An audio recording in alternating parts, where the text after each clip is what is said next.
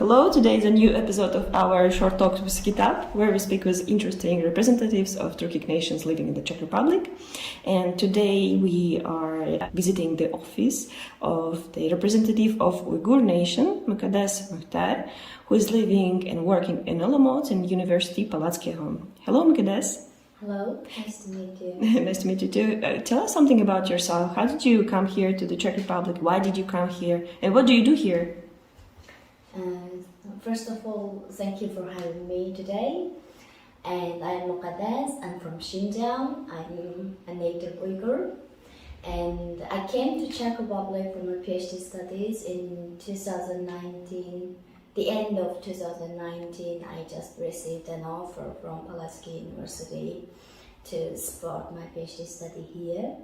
Before I came here, I didn't know anything more about Czech Republic, but only I know Prague, the name of Prague. And when I received the offer, I didn't think too much, and because they are supporting my PhD with fully funded scholarship, full scholarship. So I just decided to come, and it's already been more than 1 and 8 months that I'm living in Czech Republic, and I really like my life here. I like Czech people, I like Czech culture, and at the same time I can see some similarity between Uyghurs and Czech. Seriously? Sometimes, yes. And yeah, so I like my life here. Tell us something about the similarities which you saw. Yeah, a lot of similarity. Of course, there must be some similarity between two different communities. And I'm an anthropologist, and I really like to find the difference and similarity between the different communities. And between Uyghurs and Czech people, I would say you have a lot of similarity in material culture and also in morality, I would say. And I can see some similarity. For example, I can see some similarity on the clothes, traditional clothes.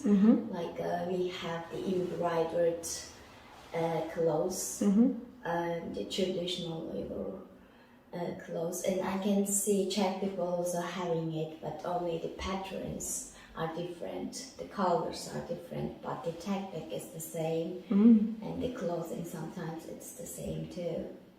It's just a small example. So you're studying here anthropology. Yes. What is your PhD thesis about? My PhD project is about traditional handicrafts culture of Uyghurs from the anthropologic perspective. Can you say something interesting about it? I don't know if it's interesting or not. I'm studying felt rugs, felt making technique in Uyghur community and in the rural area. I'm focusing on the rural community, the poor people, and it's more about the social life of felt makers, how they making network, and how they are protecting their felt making technique as a capital, and how they inherit their felt making technique to the next generation. There are a lot of scholarships are going on about Uyghurs, but about the handicraftmanship and the social life of handicraftsmen of Uyghurs, I can say there's nothing like this have done yet, especially from the social anthropological perspective. And the other interesting part is it focuses on the rural area of Uyghurs. So it would add some new information or new ethnographic information about Uyghur culture. And you're doing this separately Uyghurs or in comparison with something? No, I'm not doing comparison study. Of course, because felt making is very common among the Turkic communities, such as Kazakhs and Kyrgyz, they have felt making technique. They also have it, and it's really popular and modernized in Kazakhstan and Kyrgyzstan, and especially in Kyrgyzstan, felt and felt products already became a kind of symbol of the nation. But in Uyghur area, it's already became a kind of symbol of rural. So it's a really interesting thing to see from two different perspectives that how it became a symbol of rural or how it became a symbol of nation. I will do some comparison from Kyrgyzstan, this situation, the felt making situation in Kyrgyzstan and Xinjiang, but the whole dissertation or the whole project is not about the comparison. And what about the modern times? Do Uyghurs use this technique now still, or it is like the past? Yes, they are still using it, but only in rural area, and almost all of the felt makers, they don't have really good financial status. So you speak Chinese, Uyghur, and Czech, maybe? Yes, I speak Chinese, I speak Uyghur, and I speak Turkish, and I'm learning Czech. How's it? It's too difficult for me. It's not more difficult than Chinese for sure. I think it's more difficult than Chinese. Okay. So, but you're struggling, but still you're going. The path of learning is in process. I'm still in process, I would say. Okay. So you came actually to the Czech Republic in the moment of the coronavirus started, when the coronavirus started. Just before the pandemic started. Did you have time to travel around? I didn't travel a lot. I only went to Prague for several times, and Studova Karlova, Brno, Ostrava, I think. Yeah, that's all for now because it's pandemic time and we were in quarantine, and then we start to work and we only have one line between the home and the office. So yeah, I haven't traveled a lot. But if you can compare studies in Urumqi and here, is it a different approach to the studies or? The studies, like what do you mean about the studies? I mean, like when you maybe there's different approach to this. Once we talked with the representative of Turkmenistan, of Turkmen nation here, and she mentioned that approach in Turkmenistan and approach in Charles University, it's quite different because, for example, they're looking more from one point perspective. Here, they're looking from the different perspective. Of course, there's some similarity and there's some difference, but here I think I learned more about critical thinking. And when I am in Urumqi, I was too young and I was not brave enough to make comments on others' work. I was just accept the work of others at that time. But now I think I'm more grown up and I can make comments and I don't need to accept everything I learned. Sometimes I can make criticism on it, of course, or sometimes, yes, I can accept it, I can learn from it. So what is your favorite food here in the Czech Republic? Because I don't eat pork, so there's a lot of pork in Czech Republic, and most of the traditional dishes are made with pork. So I can eat some vegan things. So smažení seed is my favorite here, and I think it's also a traditional Czech dish. Yeah. They used to make svichkova without the bacon. Sometimes I see it with bacon, but without the bacon, it's really nice. Yes, I like svichkova too, but there's no vegetable, only svichkova and knetliki. But vegetables are in the sauce. Yeah, yes, I know, but in Uyghur culture we used to have vegetables, like not like sauce, but vegetable itself. But what is your favorite Uyghur food? Or maybe you can recommend something to us to try, or with to cook. Yes, Polo Pilaf is the famous dish from Central Asia, and it's also common for Uyghurs. And we call Polo as a king of the food in Uyghur culture.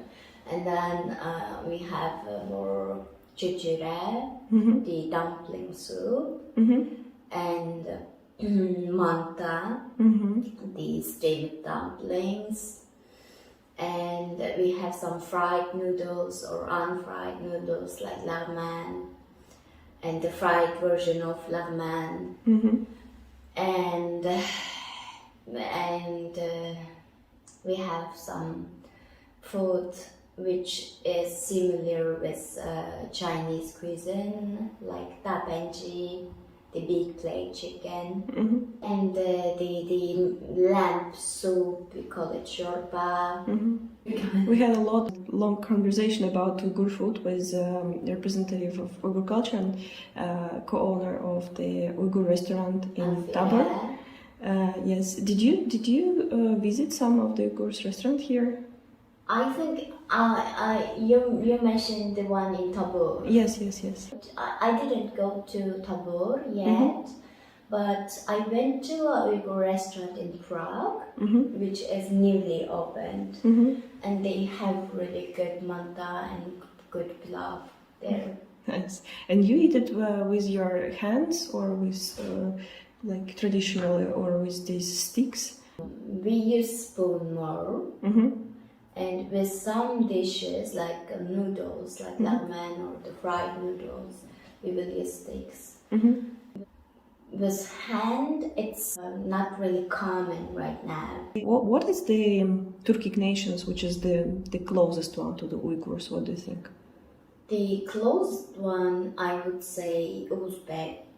Uzbeks are the closest group to Uyghurs because of the similarity in the languages and in the clothes and the cultural tradition. I think Uzbeks are the closest group to Uyghurs. And while you're here, maybe you're communicating with Czech people outside of the university. Do they ask you where you're from, and do they know who are Uyghurs or how they react? It's interesting. When people outside of the university, people outside of the university here are not really familiar with Chinese culture or about China, and they think when you say China, there's only Han Chinese in the world. They don't know there are some other groups like Uyghurs or other minority groups are living in China. Some will ask me sometimes that where are you from, and definitely I will say I'm from China. And they ask me which part of China, and maybe they are expecting some answers like Beijing, Shanghai or Guangzhou.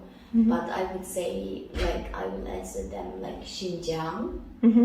And they will ask me like, where is Xinjiang? And I will explain that we are Uyghurs and we are living in the southern part of China, which is the border to the Central Asia, and we have some similar tradition and similar culture to the Central Asian culture, and they will be so surprised. They said, we never expected some groups like you, like Uyghurs, are living in China. So people would be more surprised, I think. What is the most common question you receive? The most common question they will ask me what's the difference between Uyghurs and Turkish. Because I think most of the Czech people are not so familiar with Central Asia also. And when you mention that Uyghurs are a Turkic group, they will ask what is the difference between Uyghurs and Turkish. And you usually explain how? Usually I will just say the difference is like we belong to two different groups. We have difference in language and some small detailed differences in the tradition and the culture, but we all belong to one Turkic group in the world. How would you describe an Uyghur? Like, what is it to be an Uyghur? Like, top 3 qualities, let's say. How would you explain? The food is common for the nation, the language is common for the nation, and this is the two most important elements right now for Uyghurs, I think.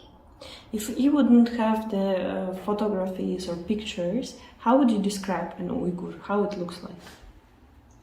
Uyghur looks like? Yes, for the person who never seen or read about Uyghurs. So I just did it today. It would be like a person who speaks a Turkic language, who can speak the language, Uyghur language, first of all. And then who knows the Uyghur tradition, familiar with the daily life of Uyghurs, what we eat, how we greeting to each other, and how we treat to people. And I think the second thing is like welcoming people in a very soft way, have a really good hospitality, and full of passion. Yeah. Whole blood. Yeah. Okay, and what about Czech people? How would you describe a Czech person? Czech person, they are passionate like Uyghurs. Also hot-blooded. Yes, hot-blooded. But they are not really open to talk like Uyghurs. Especially in the smallest region like Olomouc. People do not have too many experience with foreigners here. So maybe they don't know how to communicate with foreigners. So they just choose to close themselves to communicate. So usually they don't want to communicate with foreigners. But in Uyghur community, people are really open to talk to foreigners. Not only foreigners, but also to others, I would say. Uyghurs are really open to talk to others. Even they couldn't speak their language, they will find a way, maybe body language, to communicate. So I think this is the biggest difference between Czech and Uyghurs. You have here a lot of books. Maybe we will move there and you will tell us something about. Okay, yes. Oh, okay, you have a nice library here. Do you have some elements of Uyghur culture here in your office? This is Uyghur? Everything is Uyghur here. So this is one of the famous part of Uyghur tradition. That this is a tool for wash your hands. So when you have guests came to your house, then you will serve them with this to wash their hands. We call it Untitled Chapter. It should be like this. So you will have a little bit warm water inside of this, and you will go to the guest in front of the guest, and you will serve the warm water to her or his hands. Then they will wash their hands here, and you will bring the water which they wash their hands and throw it away. You didn't give it to me when I came. What? You didn't give it to me when I came. I'm sorry, called the Ravak. And this is one of the most important instruments for mukam performance or some other traditional Uyghur musical performance.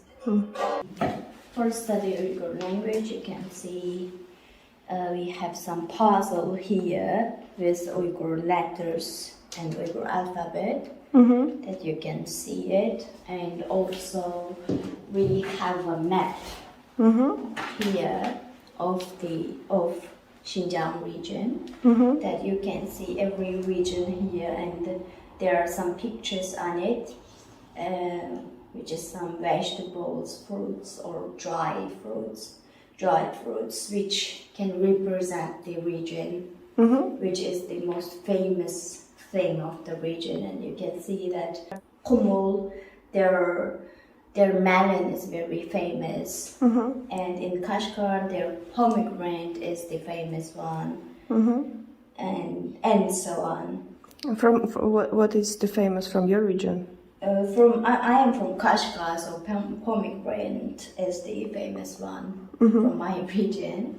But you make it dry fruit from the pomegranate? No, we don't make dry fruit from pomegranate, but we use some juice. We make some juice. And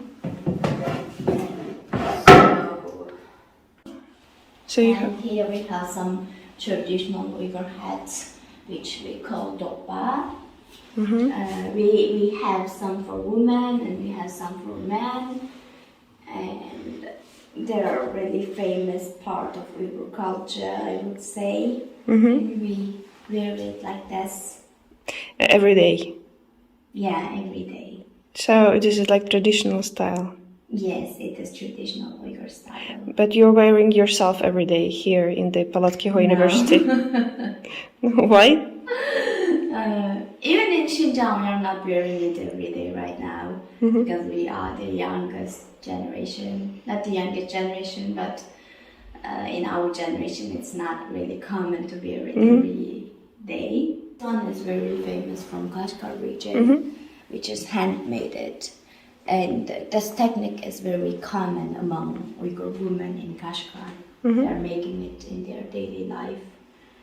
And this is embryo with it technique, and because they have different patterns. Pattern? No, not pattern. How to say this? Okay, forms maybe. It's not forms too, but whatever. So we need to wear it like this, and one side of this should be in the same line as our nose. So this is how we wear it. And this one is different. This is from the northern part, Turban and Kumul. And so because this is like a circle, so we don't need to make any special things like this. So we just need to wear it like this. Yeah. It looks like Tatar Tibete. Yeah, and my head is really big, and this hat is a little bit small. So, and do they have meanings of this or no? Or it's just for yes. No. I mean the different forms of it. No different meanings. It's just only for cover your head, and no difference between this and this. But you also put some something on your hair besides the how do you call that, dopa, right? You call it. Yeah. Okay, so for women or not, nothing, just like this. For women, of course, it's a little bit different. For men, they can wear it directly on their head, but for women, first they need to have a scarf on their head, and then they can wear it like this. And what do you have the hairstyle for this, wearing this? You need to make hair to be braid. 2 braids or so many? The women who are not married, the girls, they can make many braids. 7, 9, or 11, 13, 15, and so on. But for the women who already got married, they can make 2 braids. And the women who are widow, then they can make 1 braid only. And you can see, and in Uyghur community, it's forbidden to ask women if they are married or not. So you can see if she is married or not from her hair, from her braids. So, do you have some interesting story to tell, or? Yes, I have a very interesting one thing in language. When people ask me how to say hello in Uyghur, I would say "Yaxşı mısınız?" and they will say it's really similar in Czech, like "Jak se máš?" Yeah. So this is so interesting for me. But "Yaxşı mısınız," it's also like, sounds like Tatar. Are you fine? Yes, it's "Are you fine?" in Uyghur, but we use it for hello. "Yaxşı mısınız?" Interesting. Yes. Thank you so much, Mukaddes. That is like, I think, the end of our short talk. Thank you for the conversation. Bye bye.